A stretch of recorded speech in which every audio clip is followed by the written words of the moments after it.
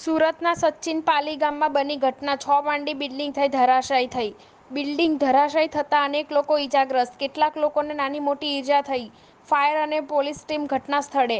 Building 25 વર્ષ જૂની હતી. સુરત પાલીગામ 5 માળ બિલ્ડિંગ ધરાશાયી મામલો.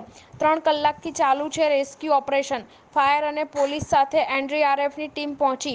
ઓલપાડ ખાતે રહેલી સ્ટેન્ડ બાય એનડીઆરએફની ટીમની મદદ લેવાઈ. સુરત સચિન પાલીગામમાં 5 માળની બિલ્ડિંગ ધર કેટલાક પરિવારો ધબાયા હોવાની એનડીઆરએફ અને ફાયર બ્રિગેડ દ્વારા એક મહિલાને બહાર કાઢી નવી સિવિલ હોસ્પિટલ ખાતે સારવાર માટે ખસેડવામાં આવ્યા.